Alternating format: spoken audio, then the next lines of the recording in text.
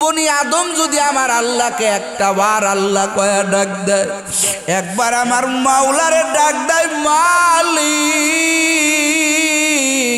ওই একটা ডাকে আমার আল্লাহ বড় খুশি হয়ে যায়।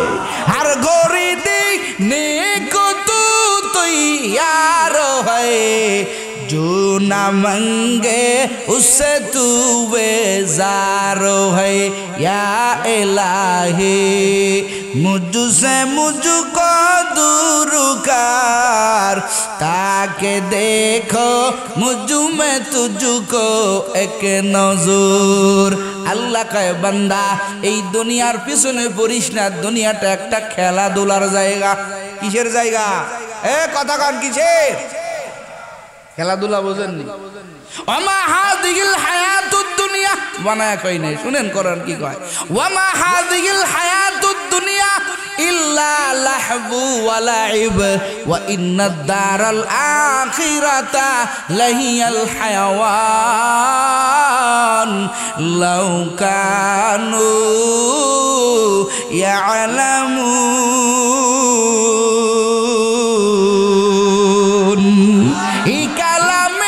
जिंदा कुरआने हाकिम हिकमते उलाया जालस तो कदीम जमीउल इल्म फिल कुरआन हाकिम तकासर अनु अफहामुर रिजाली बहा कुरआन कलामुल्लाह बशनो कदीमास्ती कदीमास्ती नुईनो।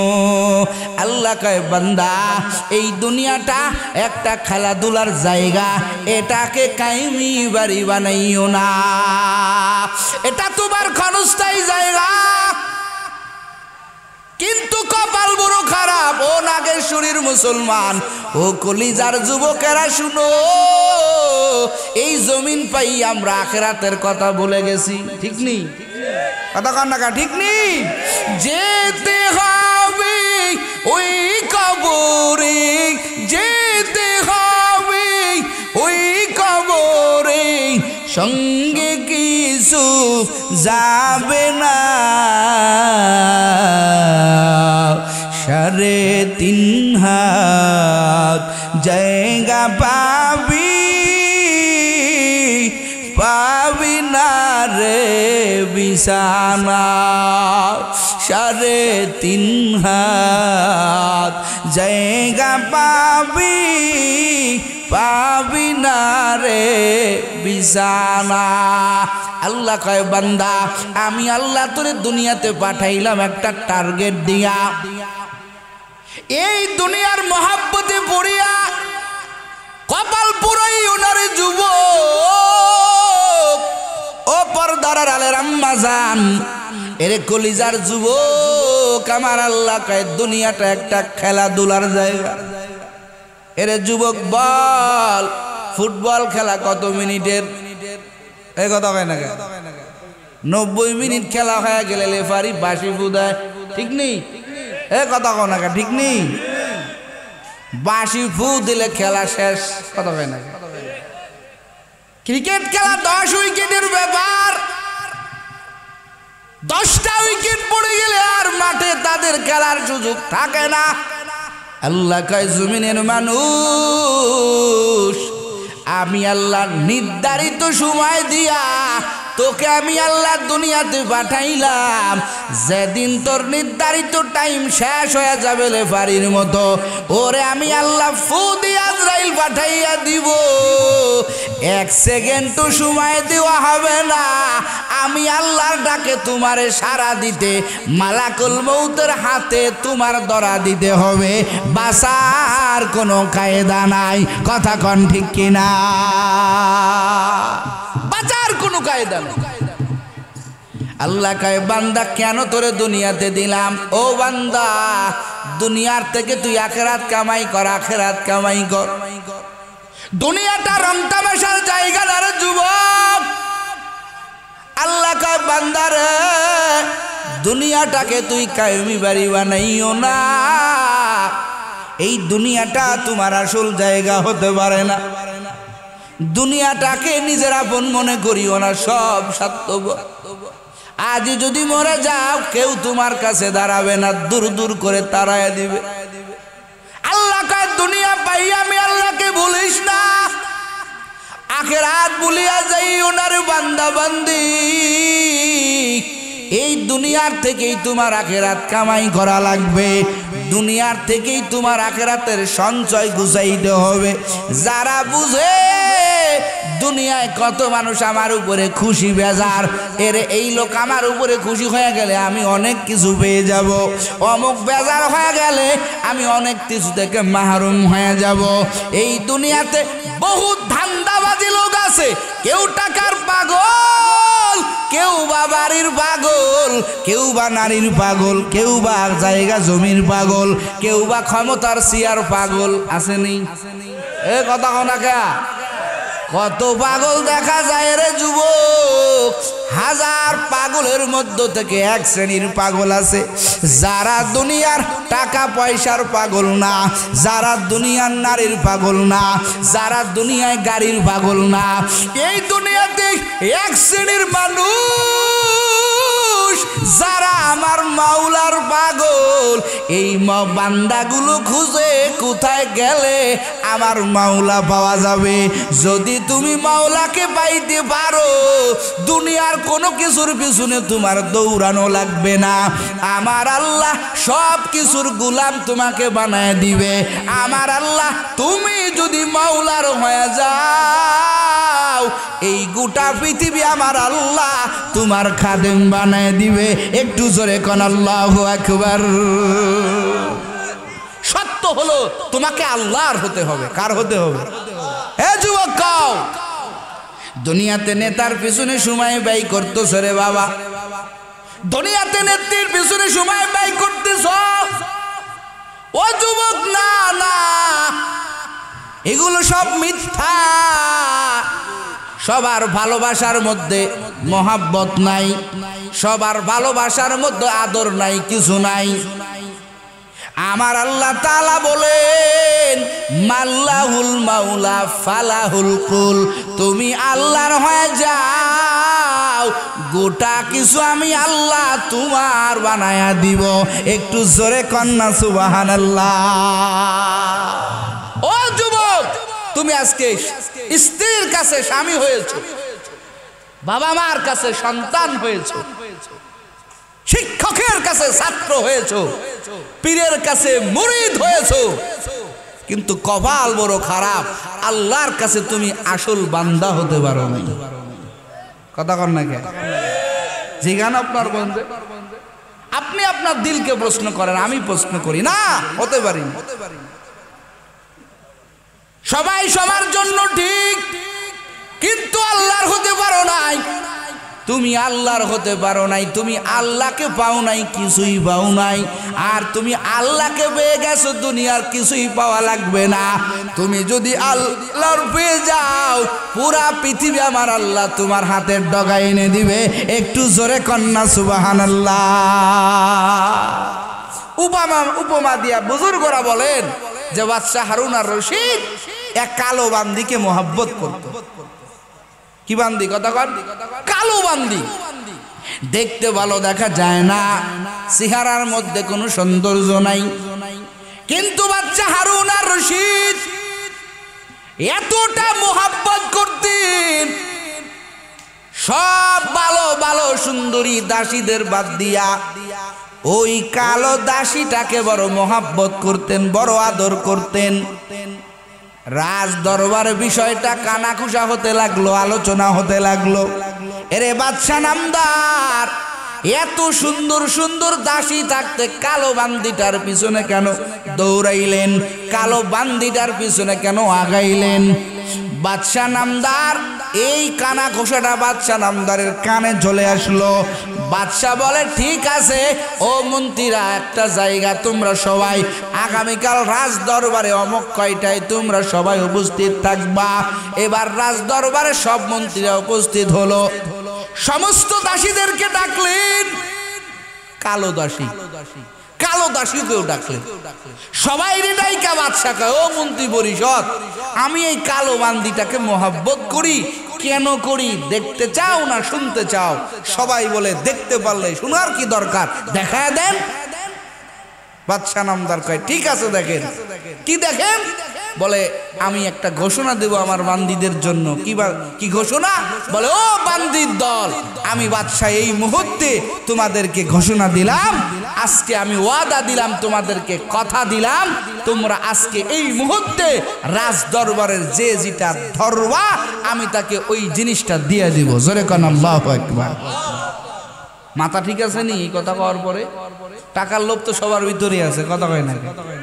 সুন্দর সুন্দর দাসীরা বাদশার ঘোষণা পাওয়ার পরে সবাই দৌড়ায়, কেউ যাইয়া বাদশার রাজ সিংহাসন ধরে, কেউ যাইয়া বাদশার সিন্দুক ধরে, কেউ যাইয়া বাদশার পালঙ্ক ধরে, কেউ যাইয়া বাদশার মূল্যবান জিনিসগুলো গিয়ে ধরে। কারণ বাদশা বলছে যেটা যে ধরবা আমি আজকে তাকে সেটা দিয়া দিব। সমস্ত বান্দিরা পাগলের মতো দৌড়ায়, কিন্তু ওই কালো দাসী যেটা, যাকে মোহাব্বত করার কারণে বাদশা সমালোচনার পাত্র হয়েছে, ওই কালো দাসী,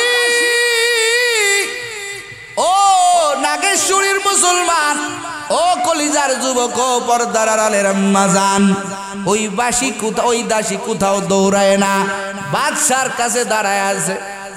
বাদশা ডাক দেয়া কয়, রে দাসী, সবাই তো দৌড়ায় এক এক জায়গায় চলে গেল, এক একটা জিনিস তারা হাত দিয়া গ্রহণ করলো, তুমি কেন দাঁড়াইয়া আছো? তোমার কি মনে চায় না এই দরবার থেকে কিছু নিতে? নাও, যেটা হাত দিবা আমি বাদশা ওয়াদা দিয়া দিলাম সেটাই তোমাকে দিয়া দিব। এবার কালো দাসী দেখতে কালো হতে পারে কিন্তু ভিতরটা বড় পরিষ্কার। সুবহানাল্লাহ। এই জমিনের ভিতরে কিছু মানুষ আছে রে, যাদেরকে দুনিয়ার মানুষ পছন্দ করে না, বলে আমগো আধুনিকতার সাথে ওর কোনো মিল নাই, সোসাইটি বোঝে না, সামাজিকতা বোঝে না, দেখতে পাগলের মতো দেখা যায়, পোশাকটাও তেমন উন্নত না, কিন্তু ওই পাগলের ভিতর আমার মাওলার মোহাব্বত, আমার মাওলার প্রেম এমন করে ঢুকানো রে যুবক, এর যত সুন্দর আলাই আল্লাহর দরবারে চাক, আমার আল্লাহ কবুল করে না। কিন্তু ওই লোকটার সূরাতান ভালো দেখা যায় না, কিন্তু কলব এত পরিষ্কার, আল্লাহর কাছে চাইতে দেরি আমার মাওলা দিতে দেরি করে না।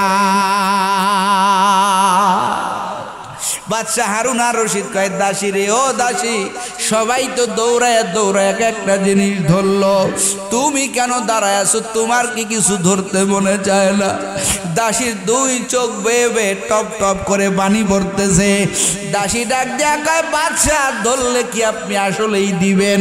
বলে হ্যাঁ, আমি কথা দিলাম আমি আসলেই দিব। ও নাগেশ্বরীর মুসলমান, ওই কালো দাসী হাতটা বাড়াইয়া বাদশার মাথার উপরে আস্তে করে হাতটা রাখছে। একটু জোরে কোন আল্লাহু আকবার। বাদশা কয়, ব্যাপার কি? আমার মাথার উপরে কেন হাত রাখলা? আমার উপরে কেন হাত রাখলা? সব মন্ত্রী পরিষদ তাকায় তাকায় দেখতেছে। এবার দাসী কাঁদে আর বলে, বাদশা, ওরে দুনিয়ার কোনো নিয়ামত, দুনিয়ার কোনো সম্পদের প্রতি আমার কোনো লোভ নাই, আমার কোনো লালসা নাই, দুনিয়ার কোনো জিনিসের প্রতি ওরে আমার কোনো চাহিদা নাই। ও বাদশা নামদার, আমি আপনাকে মোহাব্বত করি, আমার দিলের ভিতরে আপনার মোহাব্বত। ওরে আমার দুনিয়ার কোনো টাকা পয়সা দরকার নাই, আমি যদি আপনাকে পেয়ে যাই আমি এমনি টাকা পয়সা পেয়ে যাব। এবার বাদশা ডাক দেয়া কয়, ও মন্ত্রী পরিষদ, এই দাসীটার দেখতে কালো হতে পারে কিন্তু ওর ভিতরে এত মোহাব্বত, ওরে দেখলে শুধু ভালো হলেই সে ভালো না, তাকাইয়া দেখো আমার এই দাসী আসলে আমাকে মোহাব্বত করে, আমাকে পাইলেও সব এমনি পেয়ে যাবে। এটা এই কালো দাসী বুঝলো, কিন্তু কপাল বড় খারাপ, ওই সুন্দর সুন্দর দাসীরা বুঝলো না। বুজুর্গরা বলেন, এরা নবীর উম্মতের দল, এই দুনিয়াতে যারা আমার আল্লাহর পাগল, এই বান্দাগুলো জানে আমি যদি আমার মাওলার পেয়ে যাই, দুনিয়ার সব কিছুর মালিক আমার আল্লাহ বানায় দিবেন। দুনিয়াতে না পাইলেও আমার আল্লাহ আখিরাতে আমাদেরকে দান করবেন। একটু জোরে কন্যা সুবহানাল্লাহ। বাকি তো বুঝি না, বাকি মনে করি আল্লাহ দিবেন নি, কথা কন্যাকা দিবেন। আমার আল্লাহ দেওয়ার জন্য প্রস্তুত, আমরা নিতে জানি না। আমরা দুনিয়াটাকে বুকের মধ্যে ধারণ করে আছি।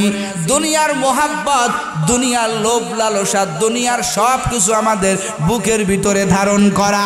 ও আল্লাহর বান্দারা, ও যুবক, কিন্তু এই জমিনের ভিতরে যারা বুঝেছে দুনিয়া কিছুই না, এই দুনিয়া ছেড়ে একদিন আমাদেরকে চলে যেতে হবে। এই দুনিয়ার মোহাব্বত কিছুই না রে বাবা।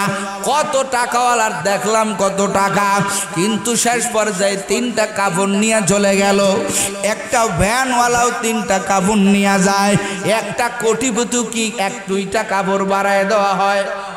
কতক্ষণ আমি আলেম দেখে কি আমার কাপড়টা কি 2টা বাড়ায় দেওয়া হবে? কতক্ষণ না কে? ও আল্লাহর বান্দারা, যাওয়ার বেলায় একরকম সাজ, 3টা কাপড়, কোনো ব্যবধান নাই।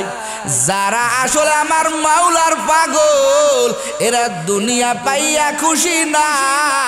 আমার মাওলাকে পাওয়ার জন্য বান্দাগুলো অপেক্ষায় থাকে। আমার মাওলাকে কিভাবে পাবো, মাওলাকে কিভাবে পাবো? বান্দার একটাই মাত্র ফিকির, আমার আল্লাহকে কেমনে রাজি করে কবরে যাব। কথা বলেন ঠিক কিনা? আজকের থেকে ইস্তেমবাদ করেন, ইস্তেকামত করেন যে আমার রব আল্লাহ, আমি আমার আল্লাহকে পাওয়ার জন্য দুনিয়াতে সব করব। আমার আল্লাহ সমস্ত মালের মালিক, আমার আল্লাহ তাআলা আপনাকে বানিয়ে দিবেন। যদি কষ্টের মধ্যেও থাকেন, ওই কষ্টের মধ্যেও শান্তি পাবেন, কারণ যে ব্যক্তি মাওলাকে পেয়ে যায় ওই ব্যক্তির কোনো টেনশন নাই। কথা আমার আল্লাহর। জোরে কোন আল্লাহু আকবার। ইন্নাল্লাযীনা ক্বালু রাব্বুনাল্লাহ সুম্মা ইসতাকামু তাতানাজ্জালু আলাইহিমুল মালাইকাতু আল্লা তাখাফু ওয়া লা তাহজানু ওয়া আবশিরু বিল জান্নাতিল্লাতী কুনতুম তুআদুন। এ নাগরশরীর মুসলমান ও কলিজার যুবকেরা, আমার আল্লাহকে বন্ধু বানাও, আমার আল্লাহকে বন্ধু বানাও। বাদশা হারুন আর রশিদের একটা প্রসিদ্ধতম একটা ঘটনা আছে। তার একটা সন্তান ছিলেন। সন্তানটা ছোট্টবেলায় 11-12 বছর বয়স, ছোট্টবেলা থেকেই সন্তানটা বাদশার রাজ দরবারের ধার ধারে না। সন্তানটা সব সময় কেমন যেন দিলে দিলে তালাশ করে আমার মাওলাকে কেমনে পাওয়া যাবে। একটু জোরে কোন আল্লাহু আকবার। বাদশা নামদারের কাছে নালিশ চলে আসলো, হুজুর, আপনার দরবারের সাহেবজাদা, আপনি বাদশা আমাগো, আর আপনার সাহেবজাদা সালার চট পড়ে গোরস্থানে গোরস্থানে এখানে ওখানে পাগলের মতো বেড়ায়। এটা তো সমালোচনার পাত্র হয়ে গেছি আমরা, আমাদের কথা শোনা লাগে, এর একটা ব্যবস্থা আপনি করেন। বাদশা হারুন আর রশিদ সন্তানকে ডাক দিয়েছে, সন্তান, তুমি আমার দরবারের সাহেবজাদা, কেন এবার কথা কোন কথা বলে কিন্তু আমার বয়ান হবে না। তুমি আমার সাহেবজাদা, কেন তুমি আমার রাজ দরবারের শান শৌকত বাদ দিয়া তুমি তোমার মতো চলতেছো? আমার তো মান সম্মান থাকলো না। বলে, কেন বাবা, কি হইছে? বলে, এই যে তুমি সালার চট পরে ঘোরো, সাধারণ ভাবে চলো, তুমি রাজ দরবারের সাহেবজাদা, তুমি অন্য তোমারের পোশাক পরো। এবার বাদশা হারুন আর রশিদের সন্তান কয়, বাবা, আমার জন্য যদি তোমার কথা শোনা লাগে তাহলে তুমি আমাকে তাড়ায়া দাও। ও বাবা, তুমি রাজদরবারে গিরি কইরা কি পাইছো, আর আমি সাধারণভাবে জীবন যাপন করে কি পাইছি দেখতে চাও না শুনতে চাও? বাদশা বলে দেখাও কি তুমি পাইছো। এবার ছোট্ট তার সন্তান 12-13 বছর বয়সের সন্তান ডাক দেয়া কয়, বাবা ওই যে গাছের একটা পাখি, ওই পাখিটাকে তুমি ডাক দাও, দেখো তোমার কাছে আসে কিনা। বাদশা বলে আমি কি পাগল হয়েছি, পাখি আমার ডাকে আসবে? বলে বাবা তাহলে তুমি এবার তাকায় দেখো। এবার বাদশার সন্তান ওই গাছের ডালের পাখিটারে ডাক দেয়, ওরে পাখি তোর রব আল্লাহ, আমার রব আল্লাহ, আমিও আল্লাহর বান্দা, তুইও আল্লাহর তুই আল্লাহর পাক মাখলুকাত, আমি তোরে ডাক দিয়া। বাদশা দেখতেছে ওই সন্তান ডাকতে দেরি, ওই পাখিটা গাছের ডাল থেকে সন্তানের কান্দে আসতে বসতে দেরি করে না। একটু জোরে কান আল্লাহু আকবার। কাদের কুদরতু দারি বড় কামাল, আন্তা রব্বি আন্তা হাসবি জুল জালাল, তুহি কাদের জলিলুল্লাহ জাহাদার, বাহার হালে তুহি মিরান গাহদার। বাদশা কয় ও একটু বুজুর্গ হইছ? বলে হ্যাঁ বাবা, আমার এই রাজদরবার দরকার নাই। ও বাপজান, আমি আপনার রাজদরবারে থাকতে চাই না, আমাকে বিদায় দিয়া দেন। এবার বাদশার সন্তান একটি মাত্র কাপড় নিয়া, আর একটা আংটি, আর একটা কুরআনুল কারীম, আর একটা জায়নামাজ, এগুলো নিয়ে বাবার থেকে বিদায় নিয়ে চলে গেল। বাবা যেহেতু আমার নিয়ে আপনার সমালোচনা, আমি আপনার রাজ্যের বাহিরে চলে যাব, আমি আমার মাওলাকে পেতে চাই, আমার মাওলাকে বন্ধু বানাইতে চাই। এবার বাদশা হারুন আর রশিদের সন্তান, একটা রাজদরবারের সন্তান হওয়ার পরেও আমার মাওলাকে পাওয়ার কত তামান্না। এরে যুবক, আজকে তুমি মোবাইলের আড্ডায় পড়ে আসো, বান্ধবীর আড্ডায় পড়ে আসো, তোমার ফিকির নাই আমার মাওলা তোমাকে মোবাইলের আড্ডার জন্য বানাই নাই, বান্ধবীর সাথে মোহাব্বত বাড়ানোর জন্য বানাই নাই, আমার মাওলা বানাইছে তুমি আমার আল্লাহর হওয়া, আমার আল্লাহ তোমার হবে, আমার আল্লাহ তোমাকে ভালো বন্ধু বানানোর জন্য, ভালো বান্দা বানানোর জন্য আমার আল্লাহ তোমাকে বানাইছেন। একটু জোরে কান আল্লাহু আকবার।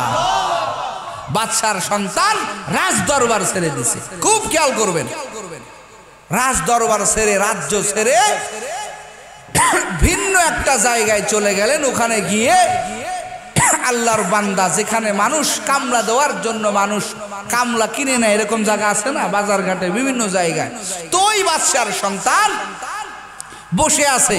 এখন বাদশার সন্তান তো চেহারা সুন্দর হয়, রাজপুত্রের মতোই হয়, তো এত সুন্দর চেহারা দেখে কেউ মনে করে না যে এই লোকটা কামলা দিবে।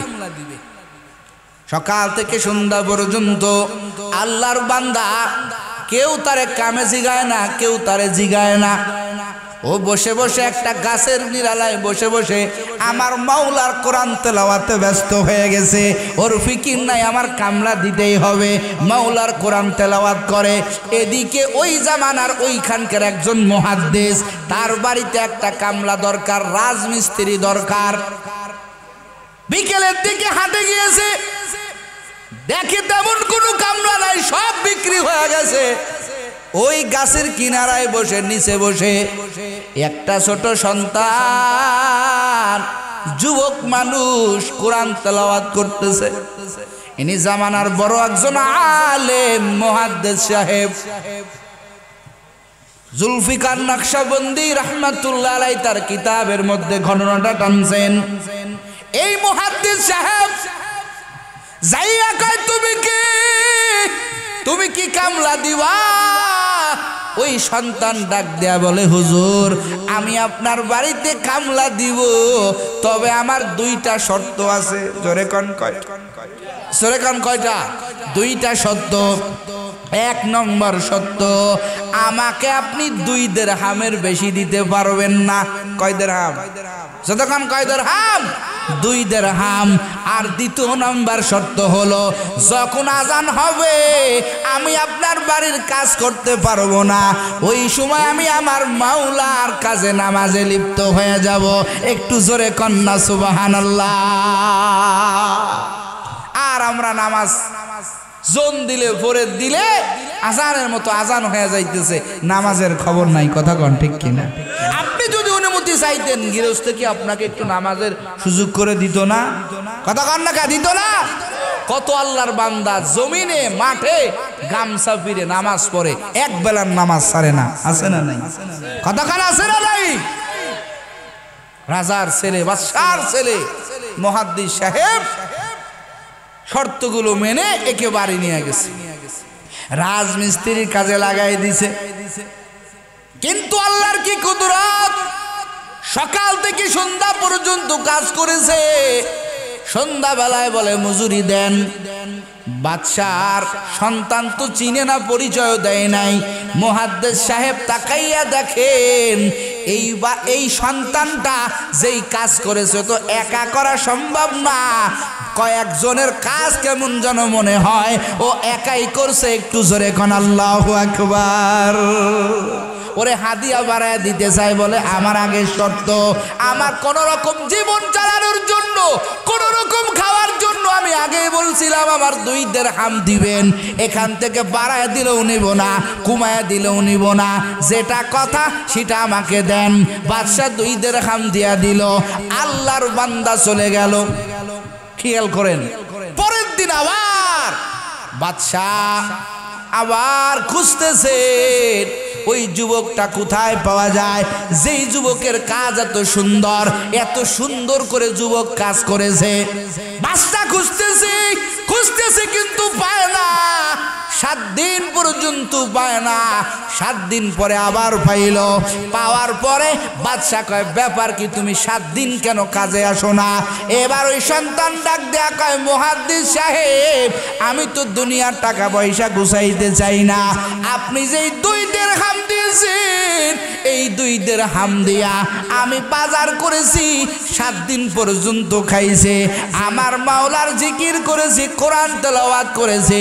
7 দিন পরে আমার খাবার শেষ, আমি আবার কামলা দেওয়ার জন্য আসছে, কারণ আমি দুনিয়ার সঞ্চয়ের জন্য দুনিয়াতে আসি নাই, আমার মাওলার ইবাদতের জন্য আসছে।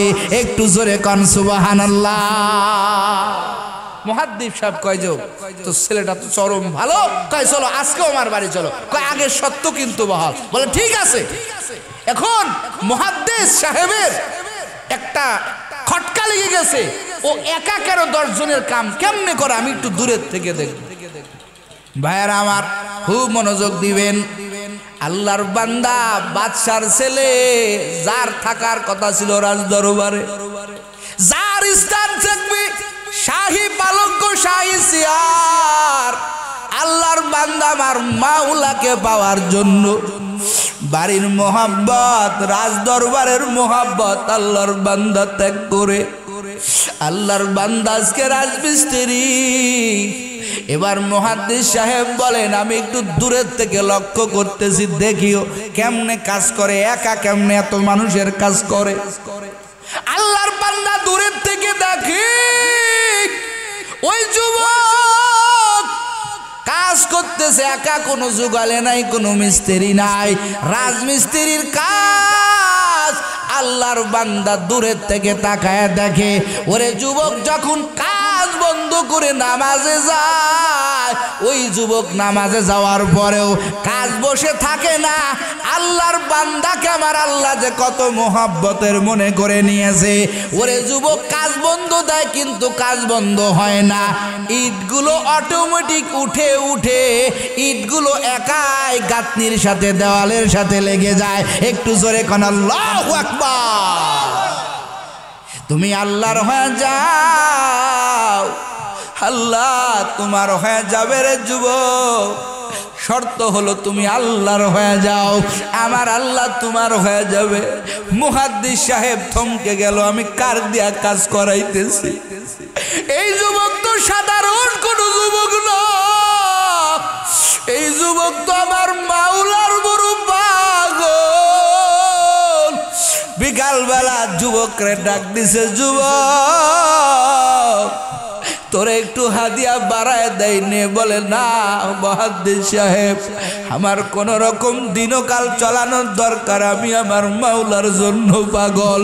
2 দিরহামের কথা দেন।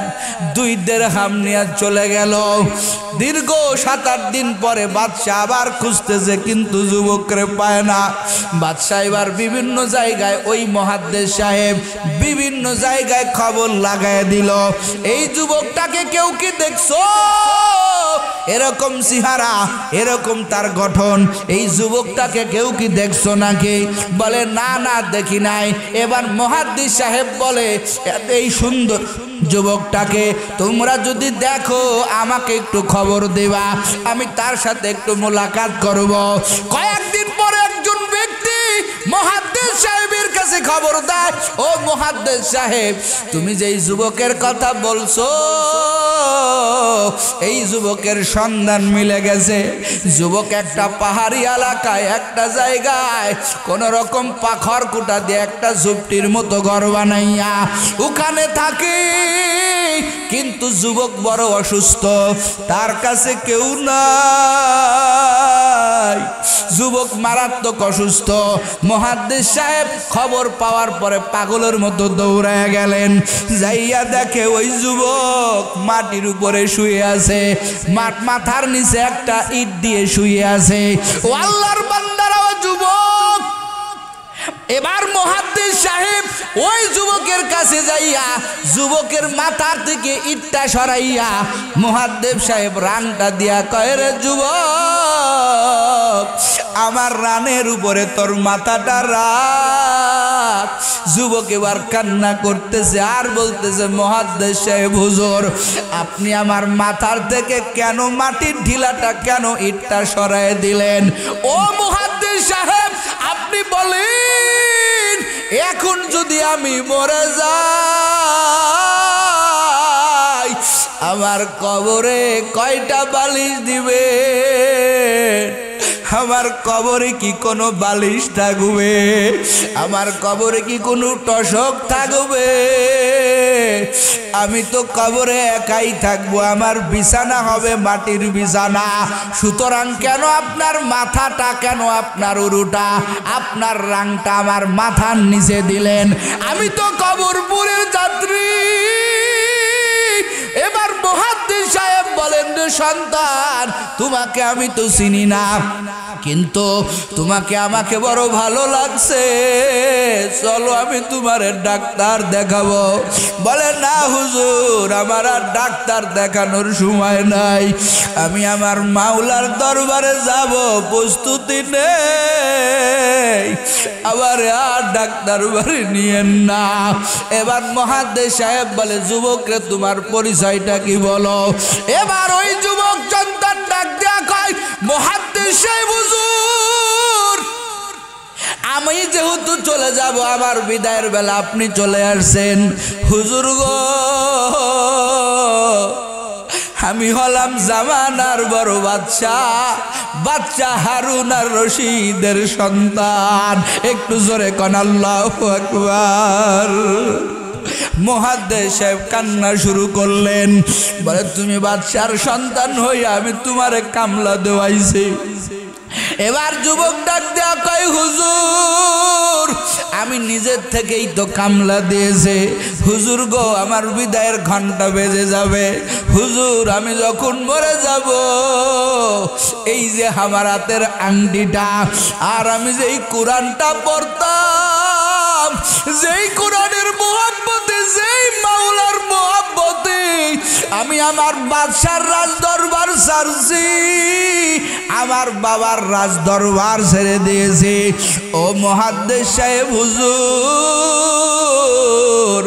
আমার এই কোরআনটা আর আমার হাতের আংটিটা আমার ইন্তেকালের পর আপনি আমার বাবার কাছে নিয়ে জমা দেবেন, আমার বাবারে বলবেন আমার জন্য যাতে আমার বাবা দোয়া করে।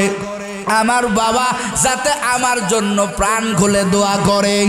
এবার মুহাদ্দিস সাহেব বলেন, ও সন্তান এমনি কেন বলতেছো? বলতেছে হুজুর আমার ওয়াদা, আমার ওসিয়তটা আপনি একটু মানবেন, আর আমি মরে যাওয়ার পরে আমার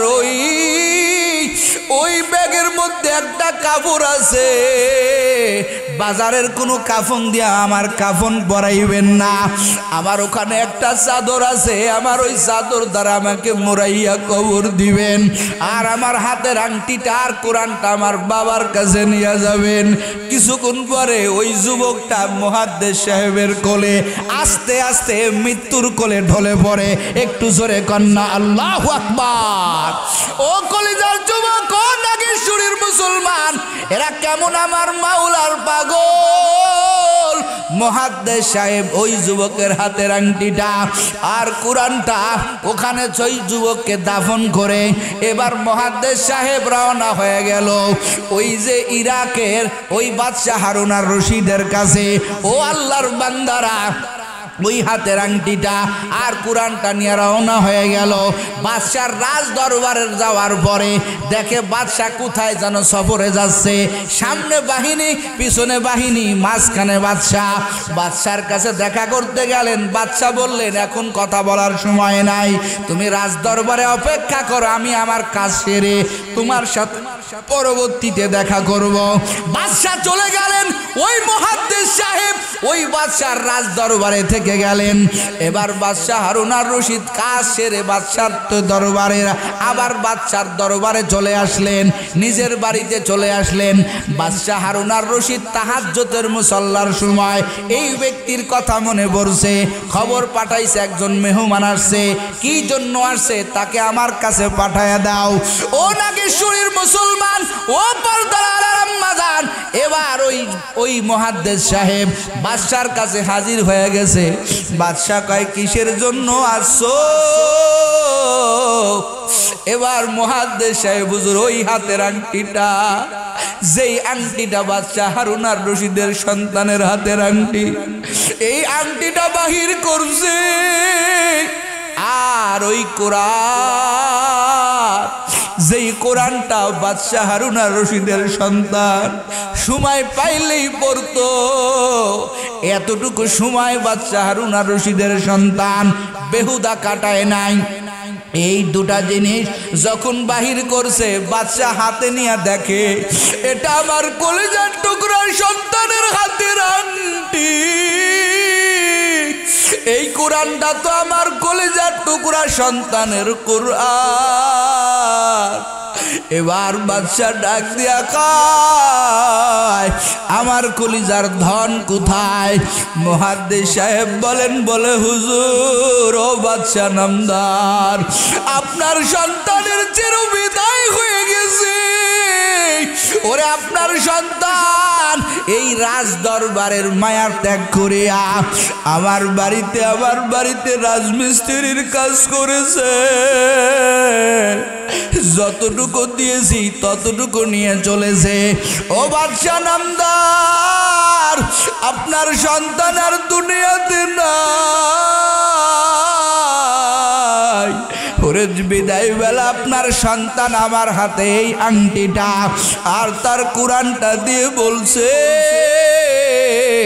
এটা আমার বাবার কাছে গিয়া জুমা দিবা, আর আমার জন্য একটু দোয়া করতে বলবা।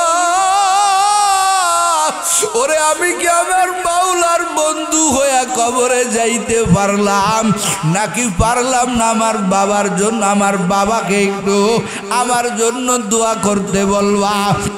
বাদশাহ হারুন আর রশিদ ওই আংটিটা কাছে নিয়ে চুমা খায়, কোরআনটা বুকে নেয় আর বলে, আমার কলেজার টুকরা সন্তানের আংটি, ওরে আমি বিদায় বেলাও থাকতে পারলাম না। বাদশাহ হারুন আর রশিদ বলে, চলো আমার সন্তানের লাশ কোথায় দাফন করেছো? ওই মুহাদ্দিস সাহেব ওই কবরের কিনারায় বাদশাকে এনে দিলেন। বাদশাহ হারুন আর রশিদ কবরের কিনারায় দাঁড়ায়া, ওরে বাবার সামনে যদি সন্তানের লাশ কবরে ঢুকে রে যুবক, ওই বাবা সহ্য করতে পারে না, ওই বাবা পাগলের মতো হয়ে যায়। এই ময়দানে অনেক বাবা আছো, কার জানি সন্তান কবরে চলে গেছে। অনেক যুবক আছো রে যুবক, মা বাবাকে চিরবিদায় দিয়েছো। এরে যুবক, এই বাড়ি ঘর কিছুই না, এই রং তামাশে, এই মোহ, এই দুনিয়া, এগুলো কিছু না রে যুবক। এইগুলো হলো সব বেহুদা, কেউ তোমার আপন না রে বাবা। আজ তোমার ভিতর থেকে তোমার রুহু পাখিটা বাহির হয়ে যাক, বন্ধুরা ঈশা এক নজর করে দেখে দেখে চলে যাবে। ওরে মা কাঁদবে, বাবা কাঁদবে, কয়েকদিন পরে কান্না বন্ধ হয়ে যাবে। আমার আল্লাহ কইরে বান্দা বান্দি, ওরে দুনিয়ায় সবাই স্বার্থপর, আমি মাওলা তোর বড় আপন। ওই তোর মায়ের গর্ভে থেকে নিয়ে শুরু করে আমি আল্লাহ, ওরে দুনিয়াতে তুই যতদিন চললি, যতদিন ফিরলি, আমি আল্লাহ তাকাইয়া তাকাইয়া দেখি আমার বান্দার আমি এত অবদান দিয়া, এত মোহাব্বত করে বানাইলাম।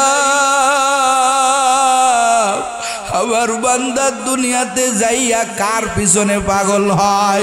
এরে যুবক, মোবাইলের আশিক হয়ে গেছো। এরে পর্দার আড়ালের আম্মা জান, তোমার সিনেমা না দেখলে, টিভির সিনেমা না দেখলে, ওই সিরিয়াল না দেখলে তোমার ভালো লাগে না। আবার আল্লাহ কয় রে বান্দা বান্দি, আমি আল্লাহ তোরে ওই জন্য বানাই নাই, আমি আল্লাহ বানাইছি বড় আদর করিয়া। ওরে বান্দা, তুই আমার জন্য পাগল হ, আমি আল্লাহ তোর জন্য পাগল হয়ে যাব, আমি আল্লাহ পাক তোর বন্ধু হয়ে যাব। এরে যুবক, কাকে বন্ধু বানায়া চলছো? সবাই পর, সবাই তোমাকে পর করে দিবে। আমার আল্লাহ কয় রে বান্দা, আমি আল্লাহ তোরে পর করব না, আমি মাওলার মতো মাওলা কারে পাইবি না রে যুবক। ওরে বান্দা, ও বান্দে, এরে নাগেশ্বরীর মুসলমান, কাকে ভুলে আসো? আমার মাওলার মতো মাওলা কোথাও বাবা না। তুমি এত অন্যায় করার পরেও তোমার আমার মাওলা তোমাকে আমাকে খাওয়াইতেছেন, তোমার আমার মাওলা তোমাকে আমাকে পড়াইতেছেন, কত ভালোভাবে রাখছেন। আমার মাওলা কয় রে বান্দা, তুই জবান দিয়া তোর মাকে মা কয়া ডাক দাও, তোর বাবাকে বাবা কয়া ডাক দাও, তোর সন্তানকে আব্বু বলে ডাক দাও। ওরে তুই যতবার মানুষদেরকে ডাকো, আমি আল্লাহ কুদরতি নজরে তোর দিকে তাকাইয়া থাকি। আমার বান্দা কখন একটা বার আমাকে আল্লাহ কয়া ডাকবে? ওই বান্দা তোর একটা ডাকের কারণে, তোর একটা ডাক শোনার জন্য আমি আল্লাহ অপেক্ষায় থাকি। এরে যুবক, ও পর্দার আড়ালে আমার আম্মা জানেরা, ও বাপ জানেরা, এই জবান দিয়া কত মানুষের ডাকলা, আমার মাওলারে ডাকার সুযোগ কি তোমার হয় না? আল্লাহ কয় বান্দা, ফাযকুরুনি আযকুরুকুম ওয়াশকুরুলি ওয়ালা তাকফুরুন।